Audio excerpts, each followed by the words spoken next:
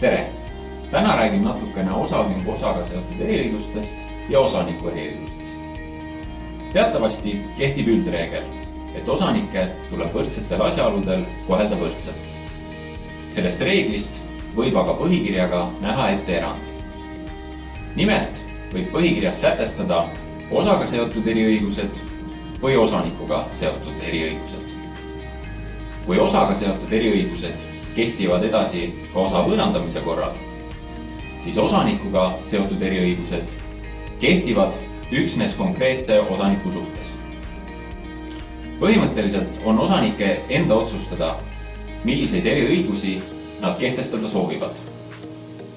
Aga laias laastus võib eriõigused jagada kaheks. Erisused osanike otsuste vastuvõtmisel ja erisused kasumi ning vara jaotamisel. Näiteks saab põhikirjas sätestada, et ühel või mitmel osanikul on otsuste vastuvõtmisel nii-öelda vetoõigus.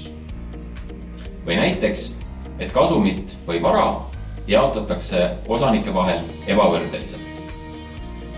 Eriõigused tuleb sätestada põhikirjas. Põhikirja muutmiseks on vaja ühingu osanike otsust.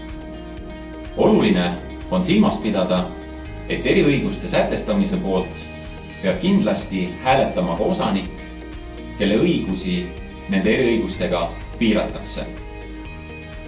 Kui sul tekkis täiendavaid küsimusi või soovid abi eriõiguste kehtestamisel, siis võta meiega ühendust. Järgmise korral!